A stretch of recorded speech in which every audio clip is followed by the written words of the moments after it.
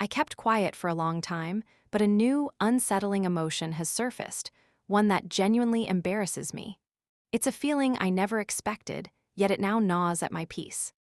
My ex-husband and I divorced when our son was just 7. Years have flown by, nearly a decade, and now our son is on the cusp of his 16th birthday. Against all odds, our fractured family blossomed into an extraordinary friendship.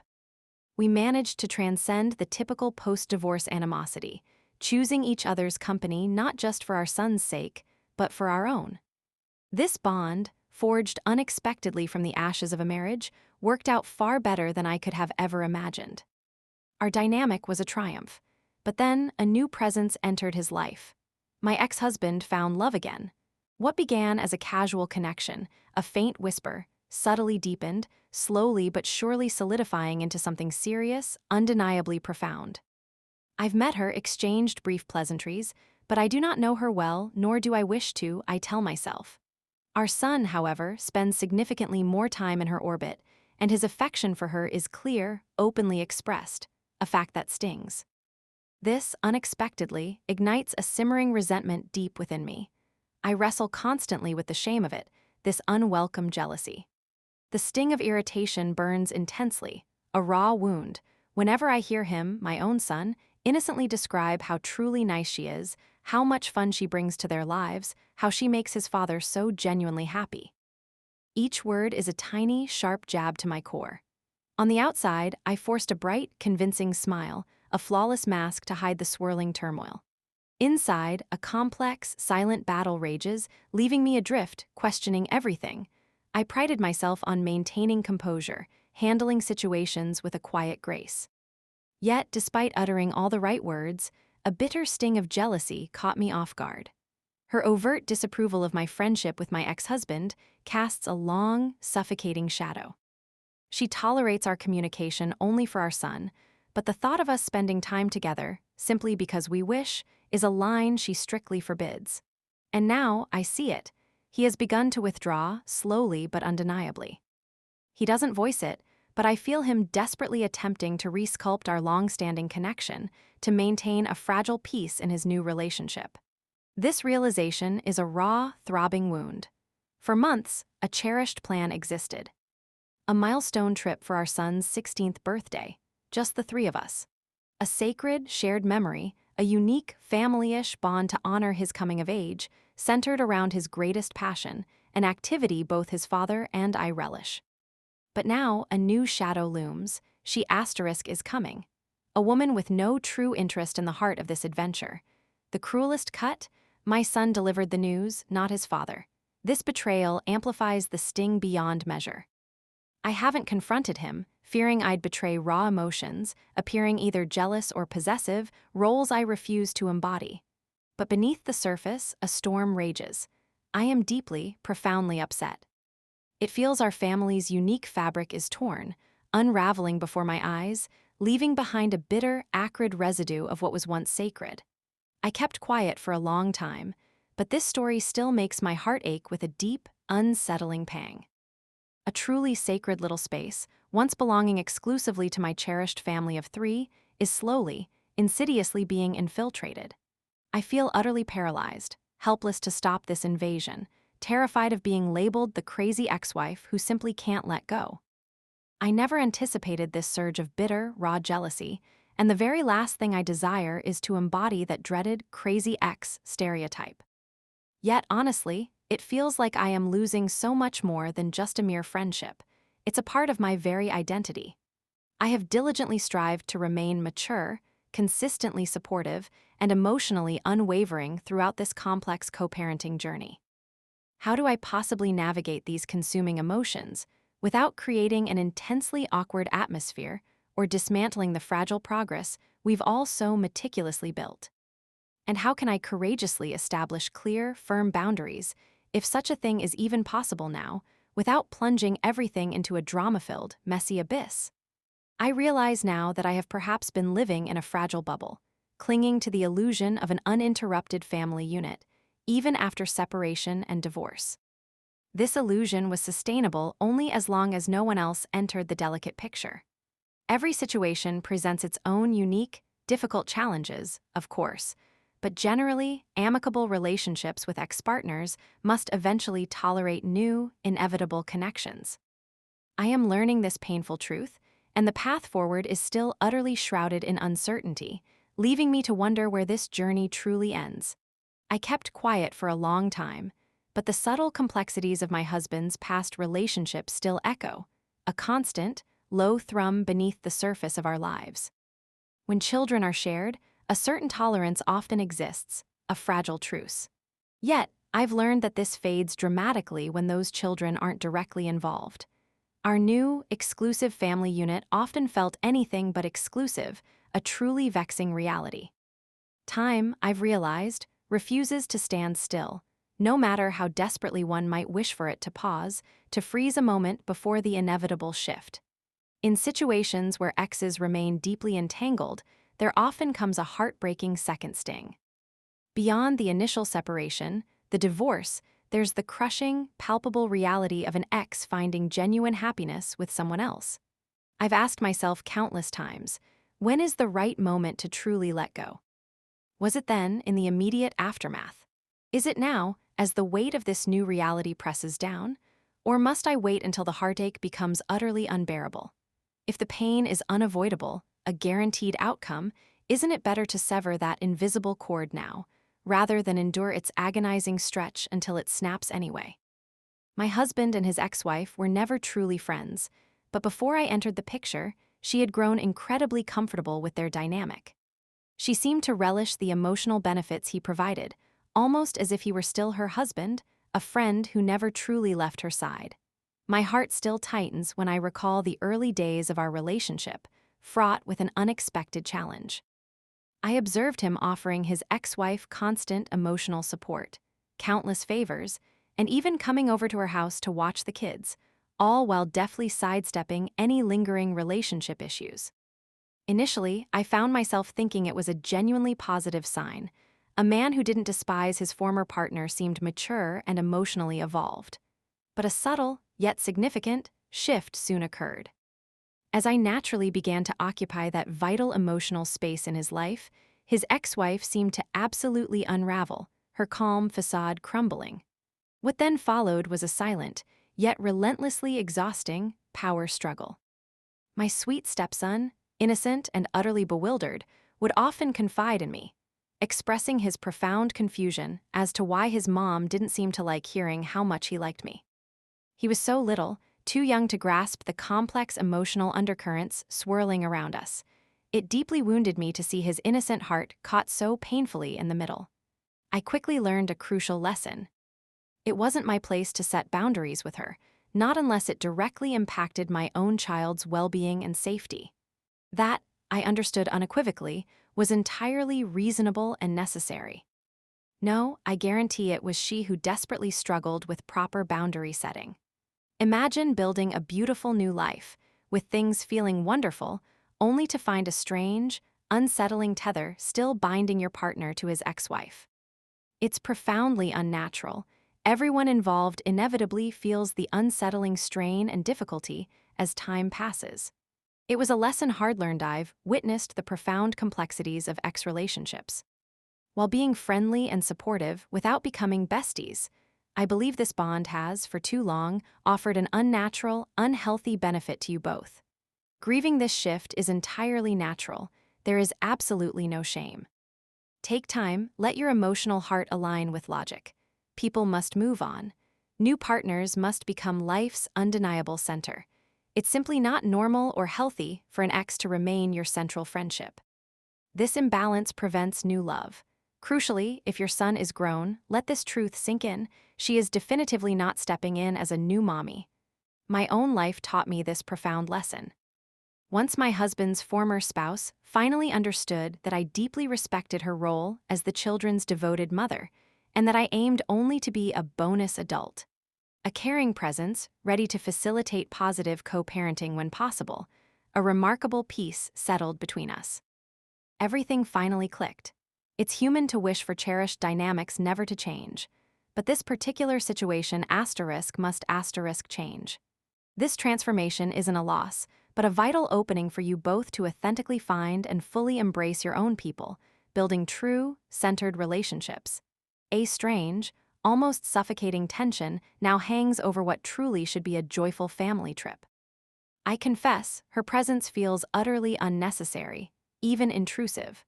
A gnawing suspicion tells me she intends to chaperone us, particularly given the special, private moments I envision sharing with our son in the hotel room, moments that are profoundly and uniquely ours. To clarify the circumstances, this journey wasn't born from a desire for reconciliation, not in the traditional sense. The true catalyst? A beloved band reuniting after decades. My partner and I witnessed their magic 20 years ago, back when our own story was just beginning. Now, it's our son's precious first chance to experience them live. This momentous concert is the sole reason for our travels, conveniently coinciding with our son's birthday, a double celebration we have so meticulously planned for him. I swear I haven't harbored any secret hopes for rekindling old flames. Yet, the echoes of 20 years past, seeing them together for the first time, have been subtly unsettling my thoughts. I vividly recall the exact date of that very first concert we shared, a memory that now feels charged with an unexpected, almost bewildering nostalgia. This recent emotional stirring, despite my intentions, is beginning to blur the true focus of what this trip is truly meant to be. Entirely about him, our son I've wrestled with this silent, searing resentment for too long. A raw emotion that now, unexpectedly, manifests as stark jealousy toward my ex-husband's new girlfriend. My mind remains fixed on the relentless march of time, on how it feels utterly impossible that 2 decades have vanished, rather than focusing on rekindling anything between us. I am absolutely not going for the sake of reliving a ghost of a memory we once shared. That is emphatically not my purpose. She is indeed coming along, but make no mistake, she is not attending the concert. I expect she'll simply wait at the hotel or perhaps find some other activity to fill her time. There is absolutely no scenario where she will get my ticket. This band has been a crucial, intrinsic part of my life for nearly 3 decades, since long before I even encountered my ex-husband. She, conversely, didn't even recognize their name. I assure you, nothing on earth would persuade me to surrender my cherished ticket so they could all share a great time together. It utterly baffles me that my ex-husband, in his infinite wisdom, ever envisioned the 3 of us going together. He never once deigned to ask for my opinion. It was merely a brazen assumption from the outset that we would attend, and he proceeded to purchase 3 tickets. Such staggering presumption, the sheer audacity of his actions now burns within my very soul. As a 41-year-old woman, I grapple daily with these unforeseen waves of jealousy regarding my 42-year-old ex-husband's new partner. This complicated emotional battle persists. The summer of 2025 brought a storm of emotions I hadn't fully anticipated. Last June, I sought guidance, navigating turbulent feelings about my son, my ex-husband, and his new girlfriend. I thanked all those who replied. While opinions poured in and some solid advice emerged, specific, actionable steps felt scarce. Yet one message resonated unequivocally, a persistent, undeniable echo: therapy. Some comments genuinely cut through my confusion, subtly nudging me to dissect the true roots of what I felt, and for that, I am profoundly grateful. Will I rush into therapy now? Honestly, probably not immediately. Time will tell. Many issues, I believe, are burdens I must work through independently, at my own pace. But a crucial decision became unavoidable. The unfolding concert and birthday trip situation demanded direct clarification. My son, in innocent chatter, revealed his father's new girlfriend now planned to join them. A cold dread settled in my stomach. I needed precise details of their arrangements to make my own separate hotel bookings. I approached my ex-husband, striving for a tone as neutral and non-confrontational as humanly possible, each word chosen carefully. Yet, beneath my composed exterior, a raw, undeniable truth raged. I utterly, unequivocally do not want her there. The thought is a bitter, constant ache, a stark reminder of my enduring, unresolved pain. I am still seething, a silent rage still simmering over her unwelcome, infuriating inclusion. He finally confessed his silence, admitting he'd withheld the truth, clinging to the hope she might back out. He declared he didn't want her there, that her presence would undoubtedly make everything excruciatingly awkward. He claimed she'd brazenly inserted herself into our carefully laid plans, making it unequivocally clear she expected an invitation. He felt utterly cornered, he said, unable to refuse without severely damaging their relationship, a painful revelation of his skewed loyalties. He even had the sheer audacity to ask, "Do you honestly think I want to embark on a trip with both of you?" The hypocrisy of his words was a bitter pill. Desperate for a way out of this impossible situation, I suggested perhaps I should simply relinquish my concert ticket to her, then purchase a separate one for myself so I wouldn't have to endure sitting near them, and she wouldn't be left isolated at the hotel. Or, I offered, maybe I should just scrap our entire plan and take my son to a completely different date on the tour altogether, escaping the inevitable discomfort for all involved, especially since he was now conveniently claiming he also didn't want her to come. But why should I be the one to make such sacrifices? I refused to buy a ticket and sit separately, feeling like an outcast. I absolutely will not plan a whole other trip to a different tour date, uprooting our plans for his missteps. The very thought ignites a profound, uncontrollable fury within me, an injustice that burns deep. I will not stand for it, but a flicker of adult sensibility compelled me to suggest it, though perhaps a part of me merely sought his reaction. His response was immediate, a truly unyielding wall. My ticket, he declared firmly, was mine. No separate seating, no concessions were an option. He would hear nothing of me backing out or even considering a different show. This event, a year in the making, was sacrosanct. Our only compromise, however, was the shared hotel room, reluctantly canceled, replaced by separate bookings for our stay. I swallowed the unspoken truth. His girlfriend's discomfort with our shared time. This, I knew, was a bitter pill I simply had to accept. Most in her new relationship position would undoubtedly feel the same sharp sting of unease. It's an uncomfortable reality I fully understand, and one I silently bear, grappling with those complex emotions on my own. Yet, the deepest cut, the most enduring struggle, is this persistent urge to reach out, to text him, to simply talk. Our conversations once flowed daily, unrestrained by co-parenting boundaries, encompassing every facet of our lives. For 2 decades, he was my dearest confidant, my anchor, my best friend. And before anyone jumps in and says I sound like the obsessed ex, clinging to a ghost, understand the profound, devastating depth of this loss. This tearing away of a connection that once defined so much of who I am. I've wrestled with this truth for too long. A secret whispered only to myself. My ex, he labels me obsessive, and I, in turn, feel the very same about him. It has been an eternity since I last experienced the profound connection of a true best friend. Years ago, I cherished 2 close girlfriends, but those friendships, though not ended by conflict, have faded into the past for reasons I choose not to disclose here. Since then, a deep ache has persisted, a struggle to find another female confidant, someone with whom I could genuinely connect on that profound, unspoken level. I have companions, yes, but none who fill that unique void.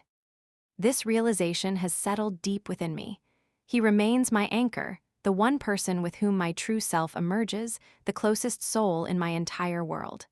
My ex-husband, a complicated fixture in my life, still embodies that irreplaceable role. I am slowly confronting an uncomfortable realization. Though I harbor no romantic desire for his return, my heart whispers a different story. He is still fundamentally mine.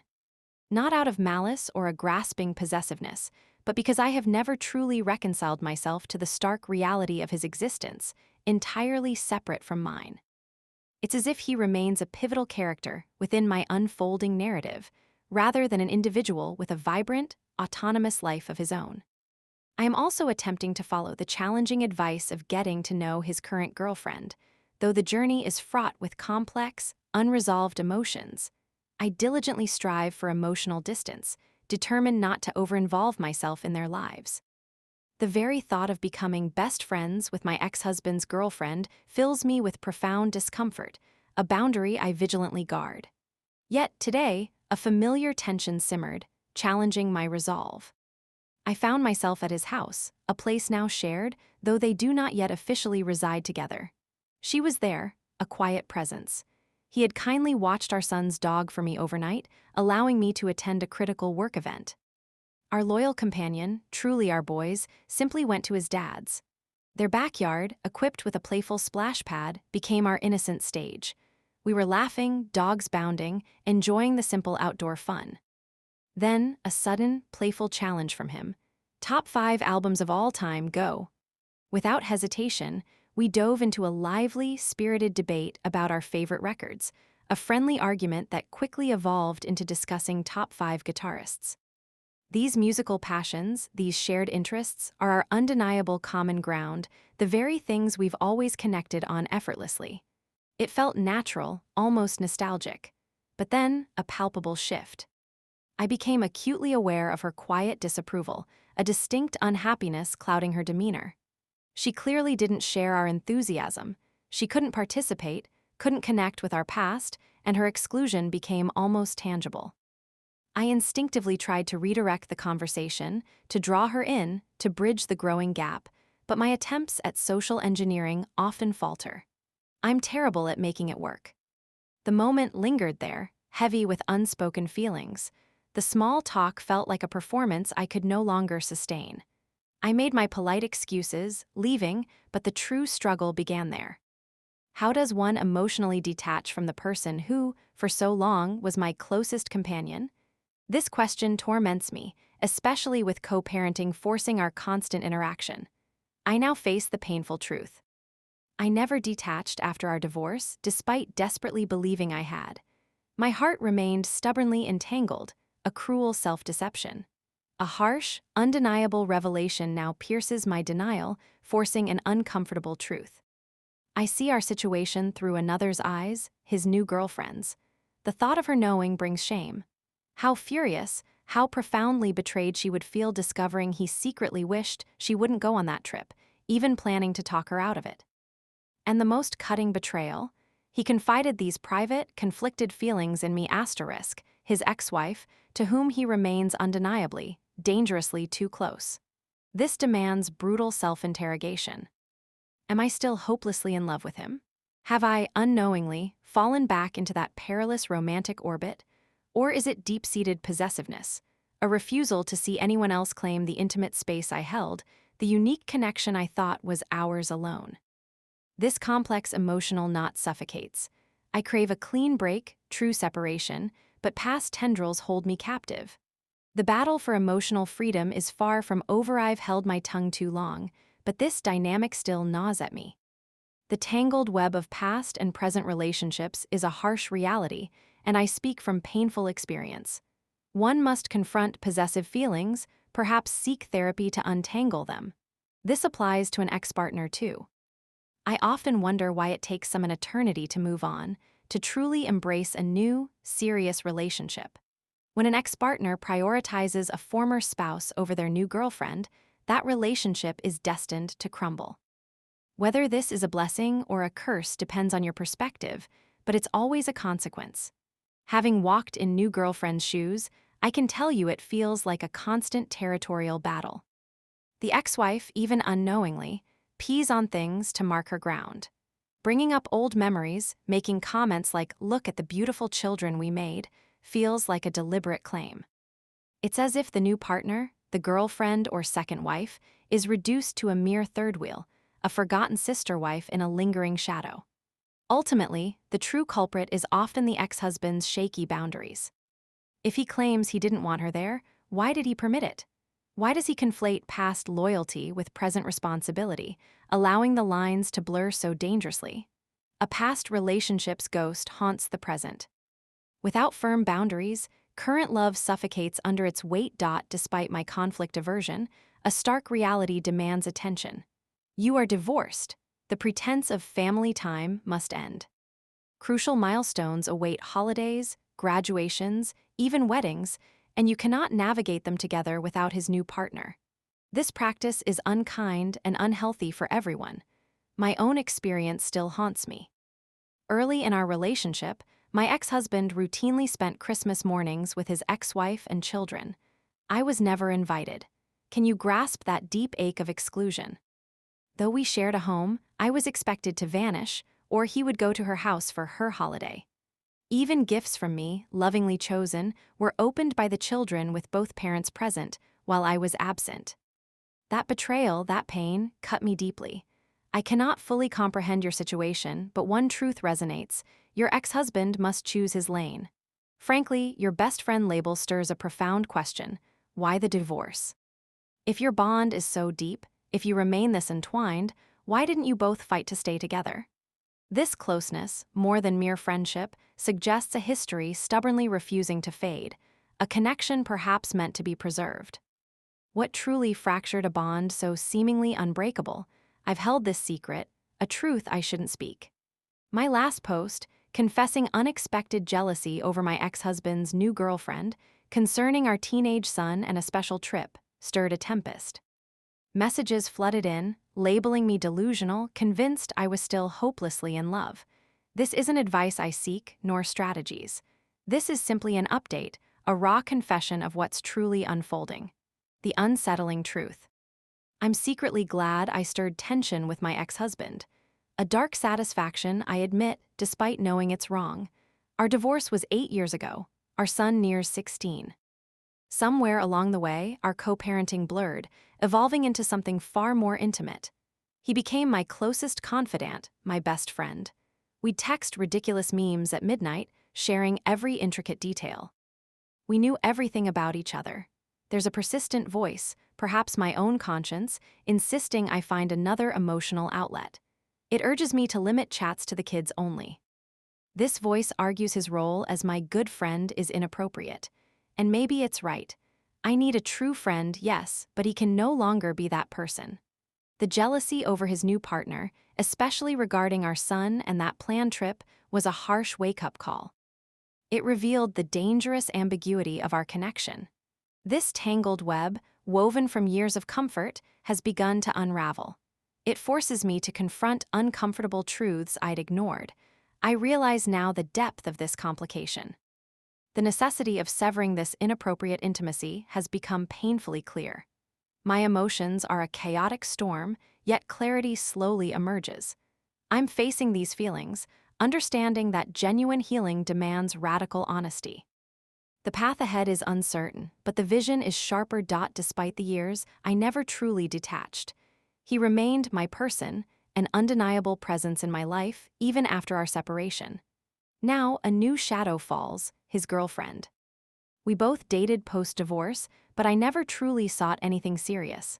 My independence was paramount, my own space, a sanctuary I cherished.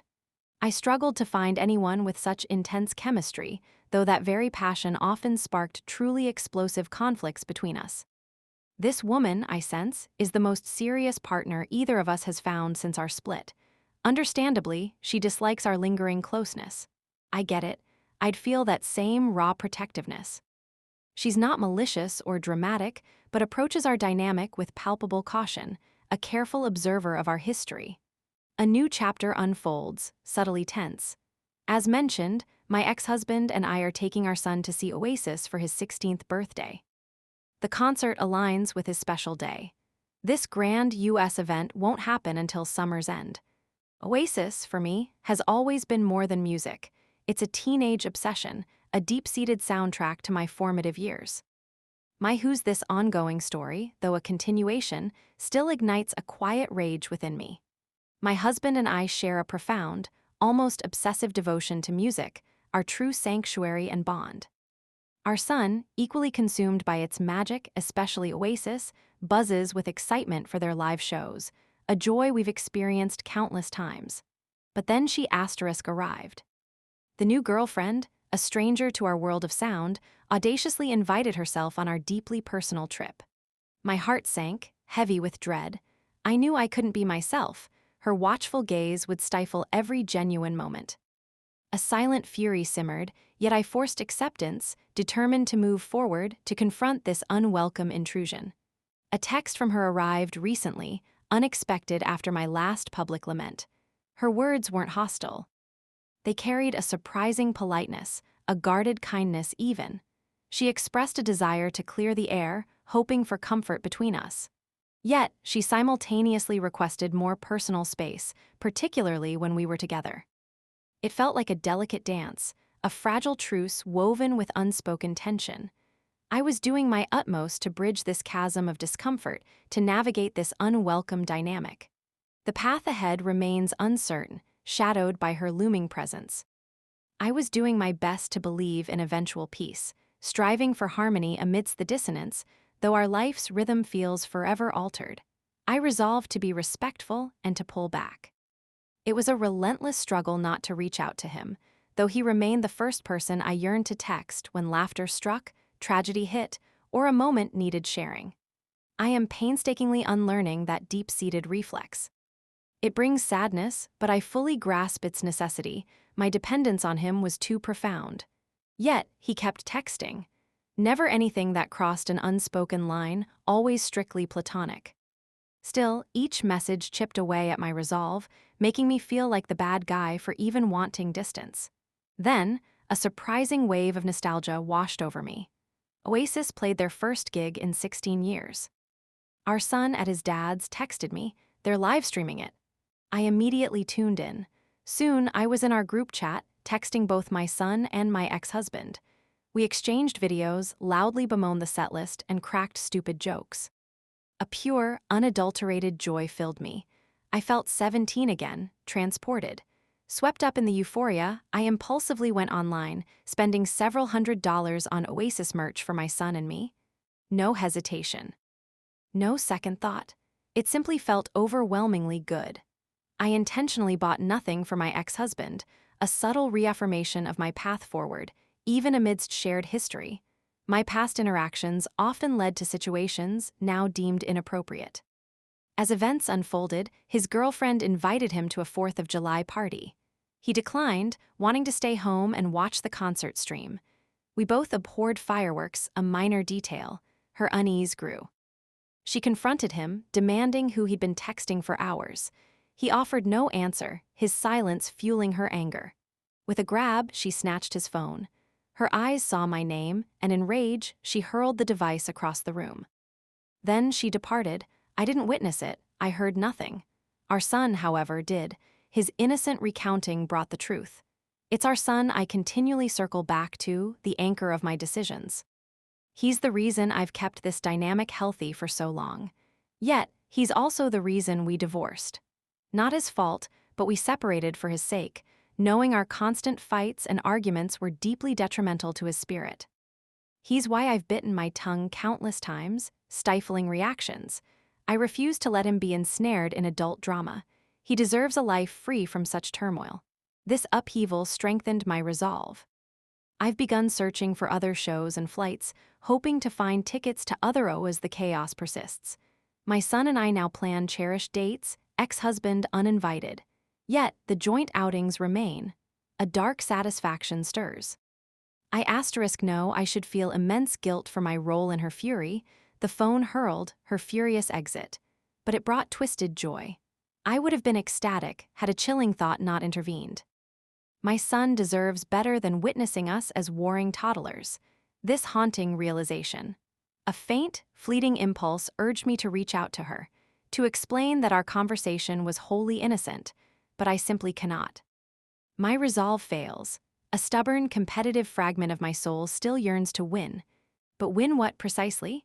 The question echoes, hollow and unanswered, a constant torment. It's painfully evident, as clear voices outside my head now echo, that my ex and I have dangerously blurred crucial lines. A perilous chasm lies between healthy co-parenting and the unhealthy emotional enmeshment we've cultivated. We are both profoundly culpable for ignoring essential limits, for stubbornly refusing to truly move on. And now, this poor lady, his current partner, is adrift, drowning in the chaotic fallout we orchestrated. She's grappling with the emotional wreckage of our unresolved past, a direct, bitter consequence of our shared, crippling inability to fully sever ties. This agonizing, perpetual drama consumes everyone. I am left with a hollow victory. If it is a victory at all, I've witnessed a pattern that troubles me deeply, a misguided dance around an ex, fueled by a subtle, almost perverse satisfaction that he remains, in some warped way, yours. This charade must end. You must grow, you must move forward. True intimacy, that deep emotional reliance, it cannot exist here. Friendly? Absolutely. Base level friends? Perhaps. But best friends, those who lean on each other emotionally, while your precious child, a vulnerable soul, unwittingly serves as a shield, obscuring a deeply entangled emotional bond. Never, your son, remember, is not an adult. This delicate game you're playing, this lingering affection for an ex you undeniably still love, it will inflict an immense, lasting effect on him, even at his tender age. I see a soul consumed by self-interest, mired in immaturity. Your ego, your raw, personal feelings for this ex, they tragically eclipse all else, overshadowing even your son's profound well-being. It is time, I believe, to pull back from the precipice of becoming an actual homewrecker, to find true release and finally move on. Though you may resist advice, I urge you, seek solace and clarity in therapy. It is a vital and necessary path to healing. I find it hard to deny the homewrecker label myself, given the circumstances. I must remind you, I am not the original author of the story. Do not engage with any linked discussions.